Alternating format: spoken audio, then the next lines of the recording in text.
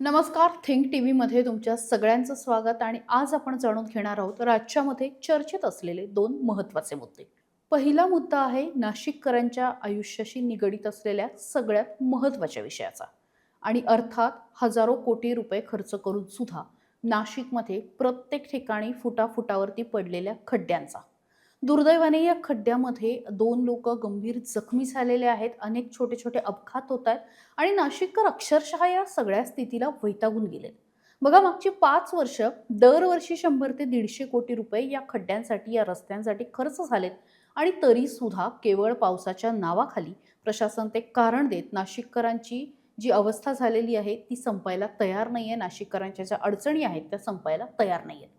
या सगळ्या मुद्द्यावरती माझा सहकारी निखिल राखुंडे यांनी एक डिटेल रिपोर्ट केलेला आहे आणि निखिल तुम्हाला ही सगळी परिस्थिती समजावून सांगणार आहे.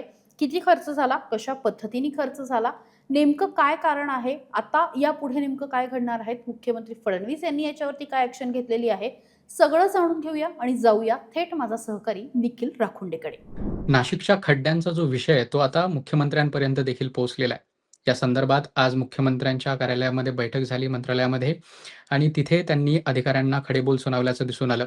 अशा पद्धतीने रिलॅक्स राहून चालणार नाही. कुंभ जवळ येतोय आणि अशा पद्धतीनं नाशिक शहरामध्ये खड्डे असणं किंवा विकास कामं एवढ्या धीम्या गतीनं पूर्ण करणं हे कुठल्याही दृष्टीनं शोभनीय नाही. अशा पद्धतीची एकंदरीतच तंबी किंवा सूचना ही अधिकाऱ्यांना मुख्यमंत्री देवेंद्र फडणवीस यांनी केलेली आहे. अ, जे नाशिक शहरामध्ये खड्डे झालेले आहेत, त्याच्यामध्ये गेल्या काही काळामध्ये 5 नागरिकांचा खड्ड्यामध्ये पडून मृत्यू झालेला आहे. त्यामुळे नाशिक शहरात एकंदरीतच या संदर्भात संतापाची लाट आहे. हे जी विकास कामं नाशिक शहरामध्ये सुरू आहेत कुंभच्या निमित्तानं, त्याबद्दल देखील तिथल्या जनतेच्या मनात आक्रोश निर्माण होताना दिसतोय. कारण एवढ्या मोठ्या प्रमाणात विकास कामं सुरू असल्यामुळं प्रत्येक ठिकाणी नाशिक शहरामध्ये प्रत्येक ठिकाणी मोठ्या प्रमाणात खड्ड्यांचं साम्राज्य झालेलं आहे. खड्डे खोदलेले आहेत किंवा ड्रेनेज लाईन टाकण्यासाठी इतर कामं सुरू आहेत आणि त्यामुळे अ, आणि त्यातच पाऊस अशा पद्धतीमुळे रोडसुद्धा स्लिपरी झालेले आहेत. त्यावरून ॲक्सिडेंट्सचं प्रमाण वाढलेलं आहे. मृत्यूचा आकडा तर मोठा आहेच, पण त्यासोबत ॲक्सिडेंटचा आकडा देखील नाशिक शहरामध्ये मोठ्या प्रमाणात वाढताना दिसतोय. या सगळ्या पार्श्वभूमीवर नाशिकमध्ये जो कुंभमेळा पार पडणार आहे, त्या संदर्भाने चर्चा करणं सुद्धा महत्त्वाचं ठरतं. नक्की या कुंभमेळ्याची जी तयारी आहे ती कुठपर्यंत आलेली आहे? सध्याची काय परिस्थिती आहे? कोणकोणत्या गोष्टींकडे सरकार या ठिकाणी लक्ष देतोय. तर एकंदरीतच आपण कुंभमेळ्याबद्दल बोलूया. अ, सध्याचा जो कुंभमेळा आहे नाशिकचा त्याला नाशिक त्र्यंबकेश्वर सिंहस्थ कुंभमेळा 2027 असं म्हटलं जातंय आणि या कुंभमेळ्यासाठी राज्य सरकारनं साधारण 25,000 कोटी रुपयांची तरतूद केलेली आहे. एकंदरीतच मागचा जो प्रयागराजचा कुंभमेळा झाला त्याचा एकंदरीत अनुभव पाहता भाविकांची मोठ्या संख्येनं नाशिकमध्ये गर्दी असेल, हा विचार करून सरकार सध्या नियोजन करतायत. सध्या त्या पद्धतीचं व्यवस्थापन करण्याच्या सूचना या प्रशासनाला देण्यात आलेल्या आहेत. सरकारचा असा अंदाज आहे, की साधारण 10 ते 12 कोटी भाविक हे नाशिक येथे, त्र्यंबकेश्वर येथे या कुंभमेळ्याच्या निमित्ताने येतील आणि एवढी मोठी संख्या जर येणार असेल, तर त्यांच्यासाठी तेवढंच तगडं नियोजनसुद्धा करणं गरजेचं आहे आणि त्याच दृष्टीनं सरकार प्रयत्न करताना दिसतंय. 25,000 कोटी एवढी मोठी तरतूद या कुंभमेळ्याच्या नियोजनासाठी सरकारनं केलेली आहे. त्यामध्ये जर मोठे काही प्रोजेक्ट्स बघायचे झाले, तर सगळ्यात मोठा जो प्रोजेक्ट आहे तो रिंग रोडचा आहे. नाशिकमध्ये जो रिंग रोड उभारला जात आहे, ज्याची लांबी 66 किलोमीटर आहे आणि 7,613 कोटी रुपये खर्चून हा रिंग रोड उभारला जातोय. यामुळं नाशिक शहरामध्ये जे हेवी व्हेइकलचं ट्रॅफिक होणार होतं, ते कमी होण्याला मदत होऊ शकते. नाशिक शहरामध्ये थेट वाहनं न येता ते बाहेरून जातील आणि त्यामुळे जे कंजेशन आहे, ट्रॅफिक कंजेशन आहे, ते कमी होईल असा सरकारचा अंदाज आहे. या प्रकल्पात अ, हा देखील प्रकल्प वेगानं प्रगतीपथावर आहे. त्यासोबत दुसरं जे महत्त्वाचा प्रकल्प आहे तो म्हणजे साधूग्राम. या कुंभमेळ्यासाठी जे मोठ्या प्रमाणात साधू येतील शहरामध्ये, त्यांच्या राहण्यासाठी हे सगळं साधूग्राम उभारलं जातंय. प्रत्येक वेळच्या कुंभमेळ्यामध्ये हे साधूग्राम उभारलं जातं आणि त्यासाठी 377 एकर जागा ही देण्यात आलेली आहे. तपोवनची जी जंगलतोड झाली होती, तिथे झाडांची कत्तल झाली होती, ज्यामुळे हे साधूग्राम चर्चेत आलं होतं. त्याबद्दलच आपण बोलतोय. त्यासाठी साधारण 377 एकर जागा सरकारनं दिलेली आहे आणि 2,267 कोटी रुपये खर्चून इथं एक तात्पुरतं शहर वसवण्यात येतंय. ज्यामध्ये टॉयलेट्स, रस्ते, वीज, आरोग्य सेवा, ड्रेनेज, पाणी यासारख्या सगळ्या प्रकारच्या सुविधा त्या साधूग्राममध्ये उभ्या करण्यात येणार आहेत आणि त्यासाठी साधारण 2,267 कोटी रुपयांचा निधी हा खर्च केला जातोय. दिसतोय. प्रयागराजमध्ये जेव्हा कुंभमेळा झाला होता तेव्हा अयोध्या असू देत किंवा इतर जवळचे जे एअरपोर्ट्स आहेत त्याची खूप जास्त मोठ्या प्रमाणात मदत झाली होती भाविकांसाठी. तशाच पद्धतीनं नाशिकमध्ये सुद्धा नाशिकच्या जवळ 20 किलोमीटर अंतरावर ओझर इथं जे आत्ताचं एक्झिस्टिंग विमानतळ आहे त्याच्या एक्सपान्शनचं काम हाती घेण्यात आलेलं आहे. सध्या या ओझर विमानतळावर एका तासाला साधारण 300 पॅसेंजर हँडल करण्याची कॅपॅसिटी आहे. ती वाढवून आता एका तासाला 1000 पॅसेंजर्स हँडल करता येतील अशी अ, तिथे ताकद निर्माण करण्यात येते किंवा अशी कॅपॅसिटी हँडलिंग करण्यासाठी यंत्रणा उभी करण्यात येतीये. त्यामुळे या ओझर विमानतळाच्या एक्सपान्शनचं काम देखील मोठ्या प्रमाणात सुरू आहे, ज्यासाठी 640 कोटी रुपयांचा निधी हा देण्यात आलेला आहे. अशी काही मोठी कामं तर आहेतच, पण त्यासोबतच नाशिक शहरामध्ये सुरू असलेली रस्त्यांची अंतर्गत कामं, ड्रेनेज लाईनची कामं आणि सगळ्यात महत्त्वाचं म्हणजे नद्यांवरचे जे घाट आहेत ते उभारण्याची कामं साधारण 10 ते 12 नवीन घाट या गोदावरी नदीवर तयार करण्यात येत आहेत. त्यासोबत जे सध्याचे एक्झिस्टिंग घाट आहेत, त्याचं काही ठिकाणी डॅमेज झालेले असतील, त्याचं काम सुरू आहे. हे सगळे घाट नव्यानं पुन्हा काही नव्यानं बांधले जात आहेत, तर काही जुन्या घाटांची डागडुजी करण्यात येतीये. त्यानंतर स्नान करण्यासाठी एक नवीन वेगळा घाट तिथं उभारण्यात येतोय आणि भक्तांना कुठल्याही पद्धतीने म्हणजे एकाच ठिकाणी गर्दी होऊ नये अंघोळीसाठी असू देत किंवा इतर कुठल्या कारणासाठी घाटावर, तर त्यासाठी सुद्धा मोठ्या प्रमाणात लांबी सुद्धा या घाटांची वाढवण्यात आलेली आहे आणि त्या दृष्टीने सुद्धा या कुंभमेळ्याच्या ह्याच्यामध्ये तयारी दिसतीये आणि या घाट त्यासोबतच रिव्हर फ्रंट डेव्हलपमेंटची कामं आहेत, जी घाटांच्या सोबतच केली जात आहेत. अशा पद्धतीने या महाकुंभचं जे काम आहे ते सुरू आहे आणि त्यामुळंच नाशिक शहरामध्ये सध्या एवढी सगळी विकास कामं एकसाथ सुरू असल्यामुळं अशा पद्धतीचं जे चित्र आहे म्हणजे ॲक्सिडेंट्सच्या घटना घडतायत, काही ठिकाणी खड्ड्यात पडून मृत्यूच्या घटना घडतायत. अशा पद्धतीचं घटना घडताना दिसतायत. आता नाशिकच्या कुंभमेळा यासाठी देखील महत्त्वाचा आहे, की हे फक्त एक अ, अ, धार्मिक इव्हेंट म्हणून याकडे न पाहता पर्यटन असू देत किंवा यासोबतच हॉस्पिटॅलिटी, ट्रान्सपोर्ट या इतर क्षेत्रांमध्ये सुद्धा याचा खूप मोठा इम्पॅक्ट होऊ शकतो. नाशिकमध्ये जे इन्फ्रास्ट्रक्चर उभं केलं जाते, ते नाशिकची जी पुढची 20 ते 30 वर्षांची ग्रोथ आहे, त्या दृष्टीने सुद्धा याकडे पाहिलं जातंय आणि त्यामुळंच फक्त धार्मिक एखादी घटना न राहता हा कुंभमेळा एक लाँग टर्म विकासाचं व्हिजन या दृष्टीने सुद्धा याकडे पाहिलं जाते. त्यामुळेच हा रिंग रोडसारखे प्रकल्प असतील किंवा इतर काही आणखी जे काही प्रकल्प उभे केले जात आहेत. म्हणजे सध्या नाशिक शहरामध्ये जवळपास 1200 किलोमीटरचे अंतर्गत रस्ते जे आहेत त्याचं काम सुरू होणार अपेक्षित आहे आणि त्यासाठी साधारण 1200 कोटी रुपयांचा निधी हा उभा केला जातोय. त्यासाठी लागणार आहे. अशा पद्धतीनं अनेक मोठी कामं ही नाशिक शहरामध्ये मग ड्रेनेजची असू देत, आता एवढे मोठे लोक जर एकत्र येणार असतील, तर त्यांना पाणी आणि वीज सुद्धा मोठ्या प्रमाणात लागणार आहे. तर त्यासाठीची देखील तरतूद यामध्ये करण्यात आलेली आहे. नवीन सबस्टेशन्स असू देत किंवा वीज वितरण केंद्र असू देत, ही सगळी नाशिक शहराच्या आसपास उभारली जात आहेत. तर अशा पद्धतीनं एकंदरीतच फक्त हे धार्मिक कार्य न राहता त्याचा इम्पॅक्ट हा आजूबाजूच्या सगळ्या क्षेत्रांमध्ये आणि त्यासोबतच नाशिक शहराच्या विकासासाठी सुद्धा कशा पद्धतीने करून घेता येईल यासाठी सुद्धा सरकारचा सध्या तरी विचार दिसतोय. पण नाशिकचा हा कुंभमेळा यासाठी सुद्धा महत्त्वाचा आहे, की जर आपण प्रयागराजचा कुंभमेळा पाहिला, तर तिथं फक्त ते एक धार्मिक इव्हेंट न बघता त्याकडे म्हणजे अर्थव्यवस्थेमध्ये सुद्धा मोठी भर घालणारी ही एक घटना असते. जर प्रयागराजचा कुंभमेळा पाहिला, तर तिथे साधारण 45 कोटी भाविक हे या कुंभमेळ्याला उपस्थित राहिले होते. ज्यामध्ये जवळपास 15 लाख विदेशी नागरिक यांनी सुद्धा या कुंभमेळ्यामध्ये अ, आल्याचं नोंद आहे आणि जर उत्तर प्रदेशच्या अर्थव्यवस्थेमध्ये या कुंभमेळ्याचं जे योगदान पाहिलं, तर साधारण 2 लाख ते 3.5 लाख कोटींची भर या उत्तर प्रदेशच्या अर्थव्यवस्थेमध्ये कुंभमेळ्याच्या एका घटनेमुळं ही पडली होती आणि यूपीची जी जी-डी-पी आहे, उत्तर प्रदेशचा जो जी-डी-पी आहे, तो 1% वाढला होता. असं हा कुंभमेळा झाल्यानंतर जी आकडेवारी प्रकाशित करण्यात आली होती, त्यामधून दिसून आलं. अ, हे त्यामुळंच हा नाशिकचा कुंभमेळा या दृष्टीनं म्हणजे आर्थिकदृष्ट्या, धार्मिकदृष्ट्या त्याचं एक वेगळं महत्त्व आहेच. पण त्यासोबतच आर्थिकदृष्ट्या सुद्धा हा कुंभमेळा तितकाच महत्त्वाचा ठरणार आहे. आणि याच सगळ्या दृष्टीनं या सगळ्या गोष्टींच्या अ, दृष्टीनं याचा विचार करायला हवा. मग त्यासोबत जर अशा पद्धतीची कामं होणार आहेत, तर मग ती वेळेत पूर्ण व्हावीत. त्यासोबतच कोणालाही त्रास न होता, नागरिकांना कुठल्याही पद्धतीचं नुकसान न होता, ही कामं लवकरात लवकर पूर्ण कशी पद्धतीनं करता येईल, याकडे प्रशासनानं सध्या लक्ष द्यायला हवं. कारण अशा पद्धतीच्या काम सुरू असल्यामुळं जर नागरिकांचे मृत्यू होत असतील, तर ही गंभीर बाब आहे आणि त्यासाठी जबाबदार योग्य त्या व्यक्तीला जबाबदार धरणं खूप जास्त गरजेचं आहे आणि त्यातूनच या पद्धतीची कामं पुढे अ, पार पडायला हवीत. आता गल्ली ते दिल्ली जवळपास म्हणजे नाशिक शहरात असू देत किंवा मग राज्यात असू देत किंवा केंद्रात सगळीकडे भाजपची सत्ता आहे आणि त्यामुळंच नागरिकांचा रोषसुद्धा भाजपप्रती खूप मोठ्या प्रमाणात दिसून येतोय. अ, कुंभमेळ्याचे जे मंत्री आहेत गिरीश महाजन यांच्याप्रती सुद्धा हा रोष व्यक्त होताना दिसतोय. या निमित्तानं राजकारण सुद्धा रंगताना दिसतंय. नाशिकच्या पालकमंत्री पदाचा तर एक वेगळा वाद आहेच. पण त्यामध्ये भुजबळ विरुद्ध गिरीश महाजन किंवा गिरीश महाजन विरुद्ध दादासाहेब भुसे या सगळ्या पद्धतीनं देखील या सध्या सगळ्या गोष्टींकडे पाहिलं जातंय.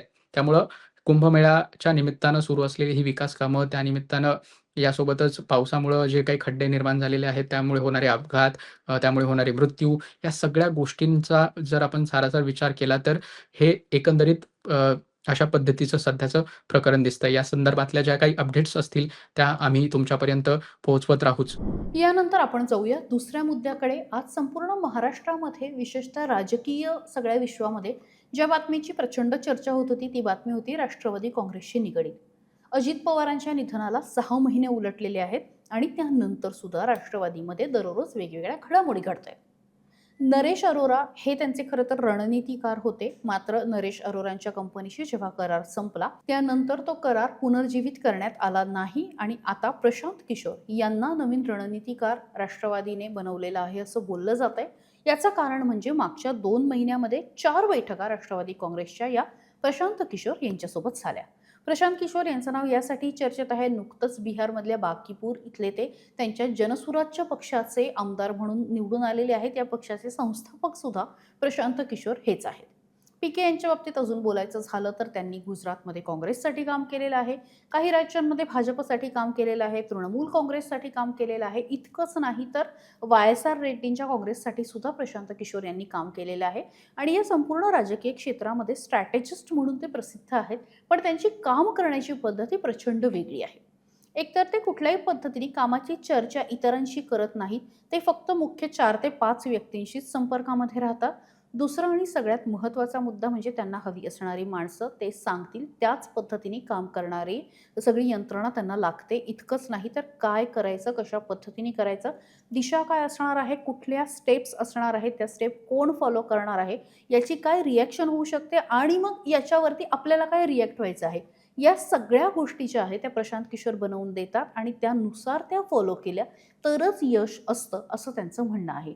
आणि म्हणूनच प्रशांत किशोर यांनी काल जी सुनेत्रा पवारांच्या बंगल्यावरती देवगिरीवरती मुंबईमध्ये जी 6 तास मॅरेथॉन बैठक झाली, ज्या बैठकीची चर्चा काल दिवसभर होती, तर त्या बैठकीनंतर असं सूत्रांतर्फे माहिती येते की त्यांना सुनील तटकरे जे सध्या राष्ट्रवादीचे प्रदेशाध्यक्ष आहेत ते बदलावेत किंवा त्या जागी दुसरे कोणी प्रदेशाध्यक्ष असावेत अशा पद्धतीचं त्यांचं म्हणणं आहे.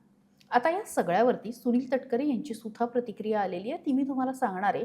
पण या सगळ्या गोष्टीला आणि सुनील तटकरे यांच्या बदलाची मागणी व्हायला इतिहास जो आहे त्याला थोडंसं 6 महिने आधी जावं लागेल. शरद पवार यांच्या राष्ट्रवादीचे 2 भाग पडले आणि त्यानंतर अजित पवारांसोबत जी लोकं राहिली त्याच्यामध्ये सुनील तटकरे, प्रफुल्ल पटेल आणि इतर जे काही नेते होते त्यामध्ये तटकरे आणि पटेल ही 2 प्रामुख्याची नावं होती.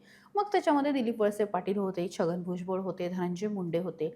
पण सगळ्यात जास्त राष्ट्रवादी फोडण्याचं किंवा पवार कुटुंबामध्ये स्प्लिट होण्याचं कारण जे आहे ते कायमच पटेल आणि तटकरे यांच्यावरती फोडण्यात आलं आणि त्यानंतर रोहित पवार जे आमदार आहेत आणि शरद पवारांच्या पक्षामधनं येतात, अजित पवारांचे पुतणे आहेत, तर त्यांनी सुद्धा कायमच पटेल आणि तटकरे यांना टार्गेट केलं. आता या सगळ्यामध्ये काय झालं की राष्ट्रवादीमध्ये म्हणजे अजित पवारांच्या राष्ट्रवादीमध्ये 2 गट आहेत. सुनेत्रा पवार आणि पार्थ पवार एका बाजूला आहेत आणि त्यांच्या विरोधामध्ये कुठेतरी पटेल आणि तटकरे आहेत. अशा पद्धतीने वारंवार सांगण्यात आलं. नुसत्या बातम्या नाही आल्या किंवा नुसते सूत्र नाही आले किंवा नुसती कॉन्स्पिरसी थेअरी नाही आली, तर त्याच्यावरती रोहित पवार यांनी थेट माध्यमांमध्ये येऊन सुद्धा बोलण्याचा प्रयत्न केला. अर्थात अजित पवारांच्या राष्ट्रवादीने हे आरोप जे आहेत ते वारंवार नाकारले आणि तटकरे पहिल्यापासून अजित पवारांच्या निधनानंतर सुद्धा राष्ट्रवादीच्या प्रदेशाध्यक्षपदी कायम आहेत. आता या पक्षामध्ये मधल्या काळामध्ये 2 घटना घडल्या ज्याच्याबद्दल बोलायला हवं. पहिली घटना होती नरहरी झिरवाळ जे मंत्री आहेत त्यांची आलेली आक्षेपार्ह व्हिडिओ क्लिप. त्या व्हिडिओ क्लिपनंतर सुनेत्रा पवार काय ॲक्शन घेणार याकडे सगळ्यांचं लक्ष होतं. खरं तर अजित पवारांच्या निधनानंतर सुनेत्रा पवार या राजकारणामध्ये, ॲक्टिव्ह राजकारणामध्ये नवीन होत्या आणि अशा पद्धतीने पहिलीच जे संकट आहे ते अशा पद्धतीचं आलं होतं. त्यामुळे त्या नेमकं काय करणार याकडे लक्ष होतं आणि दुसरा मुद्दा होता तो होता रुपाली चाकणकर यांचा. राष्ट्रवादीच्या महिलांमध्ये सगळ्यात वरचं स्थान त्यांना होतं. महिला प्रदेशाध्यक्ष होत्या रुपाली चाकणकर. मात्र कथित भोंदूबाबा असलेल्या अशोक खरातसोबतचे त्यांचे व्हिडिओ समोर आले आणि अशोक खरात यांना त्यांनी गुरु मानलं वगैरे अशा काही गोष्टी समोर आल्या आणि त्यानंतर चाकणकरांचं महिला आयोगाचं अध्यक्षपदही गेलं आणि राष्ट्रवादीचं प्रदेशाध्यक्षपदाचा राजीनामा सुद्धा त्यांना देण्यास सांगितलं, त्यांनी तो दिला. त्यामुळे या 2 गोष्टी ज्या आहेत त्या सुनेत्रा पवारांच्या राजकीय आयुष्याचा श्रीगणेशा होताना लगेचच समोर आलेल्या 2 गोष्टी होत्या. एका अर्थाने राष्ट्रवादी काँग्रेसवरती संकट होती आणि सुनेत्रा पवार यांच्यासमोर ते आव्हान होतं. आता गेले जवळपास 2-3 महिने झाले हे पद रिक्तच होतं महिला प्रदेशाध्यक्ष ते वैशाली नागवडे यांच्या रूपाने भरलं. त्याच्यानंतर युवकच्या अध्यक्षपदी सुद्धा त्यांनी आकाश झांबरे या तरुणाची निवड केली. विद्यार्थी अध्यक्षपदी गाडे नावाच्या मुलाची निवड केली आणि आता रोज एक निवडी होत आहेत. पण या सगळ्या निवडीमध्ये प्रदेशाध्यक्षपद बदललं जाईल अशी चर्चा कुठेच नव्हती. पण काल प्रशांत भूषण यांच्यासोबत जी सुनेत्रा पवारांची बैठक झाली त्याला असं म्हटलं जातं की पार्थ पवार होते, प्रशांत किशोर यांचे 2 सहकारी होते, स्वतः प्रशांत किशोर होते आणि सुनेत्रा पवार होत्या आणि थोडक्याने 6 तास जेव्हा एखादी बैठक होते, तुम्ही लक्षात घ्या 6 तास हा खूप मोठा कालावधी आहे.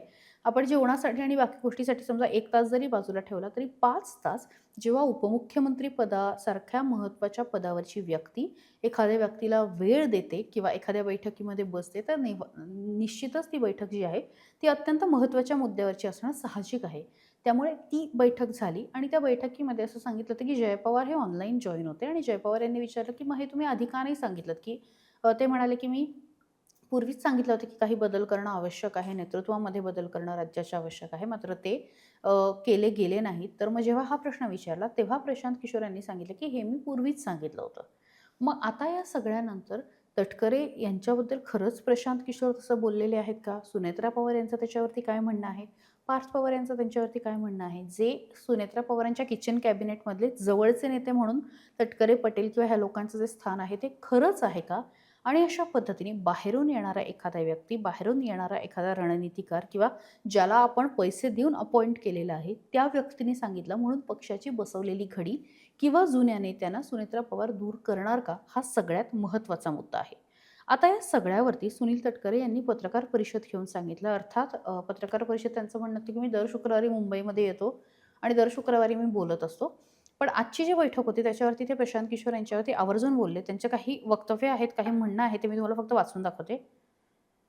प्रशांत किशोर यांची सदिच्छा भेट झाली म्हणजे त्यांना नेमलं असं म्हणणं चुकीचं आहे. मला असल्या रणनीतिकार आणि सर्व्हेची गरज नाही. ते पक्षाला नाही म्हणते, मला असल्या रणनीतिकार आणि सर्व्हेची गरज नाही. मी फील्डचा माणूस आहे.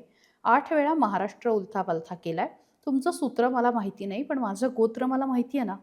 कोणाला काय वाटतं याचा विचार करत नाही. 41 वर्षांचा प्रवास असाच झालेला नाही. रायगडसारखे संवेदनशील जिल्ह्यात काम करणं म्हणजे काहीतरी असणार ना.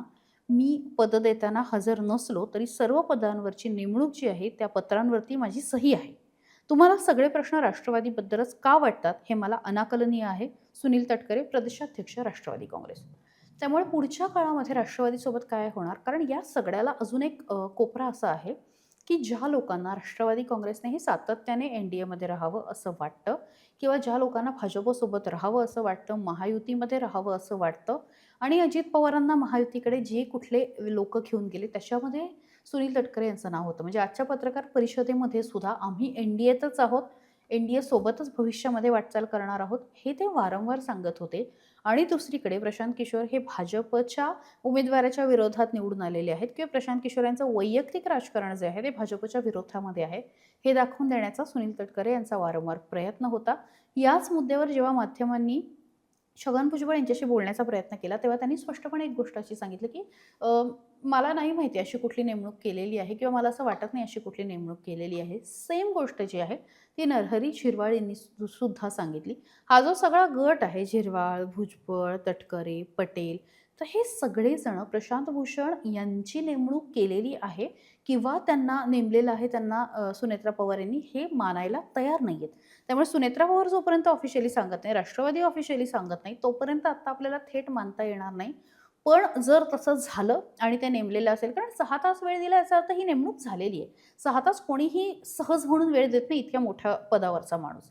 मग जर तसं झालं तर राष्ट्रवादीच्या ज्येष्ठ नेत्यांना डावलून सुनेत्रा पवार आणि पार्थ पवार यांनी प्रशांत किशोर यांच्या हातामध्ये ह्या सगळ्या रणनीतीची धुरा दिली आहे असं आपल्याला म्हणावं लागेल. आणि हे म्हणणं म्हणजे राष्ट्रवादीच्या एकूण पक्षाच्या सगळ्या घडणावळीमध्ये एक काडी पडलेली आहे का प्रशांत किशोर यांच्या रूपाने, हे सुद्धा बघावं लागणार आहे. 29च्या निवडणुका लांब जरी असल्या तरी घडामोडी घडायला सुरुवात झालेली आहे. तुम्ही जर बघितलं असेल तर ठाकरेंच्या शिवसेनेमधली फूट असू द्या किंवा सुनेत्रा पवार यांच्या विरोधात जरी येऊन थेट बोलत नसले तरी पक्षामध्ये होणाऱ्या वेगवेगळ्या घडामोडी, त्यामुळे कुठेतरी या सगळ्यामध्ये आता काय होणार आहे हे बघणं महत्त्वाचं असणार आहे आणि हे बघण्यासाठी 29 पर्यंत थांबायची गरज नाही. याच मुद्द्यावरती आज मुख्यमंत्री देवेंद्र फडणवीस यांना सुद्धा माध्यमांनी विचारलं की प्रशांत किशोर यांना जर का राष्ट्रवादीने आणि सुनेत्रा पवारांनी निवडलं असेल, त्यांची नेमणूक केली असेल, तर त्यावरती फडणवीस यांनी काही फार उत्तर दिलं नाही. त्यांना त्यांच्या पक्षाचं माहिती आहे, मला माझ्या पक्षाचं माहिती आहे, मला विचारू नका किंवा मला माहिती नाही, माहिती घेतो. अशा पद्धतीने त्यांनी काही फार त्या उत्तराला, प्रश्नाला एंटरटेन केलं नाही. पण असं जरी असलं तरी जर प्रशांत किशोर राष्ट्रवादीच्या रूपाने का होईना पण एन-डी-एमध्ये येणार असतील तर ते राजकारण बदलू शकतं. त्यामुळे ते बघणं सुद्धा महत्त्वाचं असणार आहे. तुम्हाला नेमकं काय वाटतंय? सुनेत्रा पवार यांचं नेतृत्वाबद्दल काय वाटतंय? पार्थ पवार ह्यांनी हा काही निर्णय घेतलेला आहे तो योग्य आहे का? अशा पद्धतीने घडी बसवणं योग्य आहे का? प्रशांत किशोर यांच्यासारख्या एखाद्या व्यक्तीला इंट्रोड्यूस करणं आणि त्याच्या एक प्रकारे असं म्हणू शकतो की त्याच्या रणनीतीने चालणं, त्याच्या बुद्धीने पक्ष चालवणं हे योग्य आहे काय? सगळ्या प्रश्नांची उत्तरं आम्हाला कमेंट बॉक्समध्ये नक्की द्या. नाशिकमध्ये जे काही घडतंय, नाशिककरांच्या बाबतीत ज्या काही गोष्टींना त्यांना सामोरं जावं लागतंय, नाशिककरांचा जो काही अक्षरशः छळ होतोय, त्याबद्दलही कमेंट बॉक्समध्ये बोला आणि त्यासोबतच थिंक टीव्हीला फॉलो करायला विसरू नका.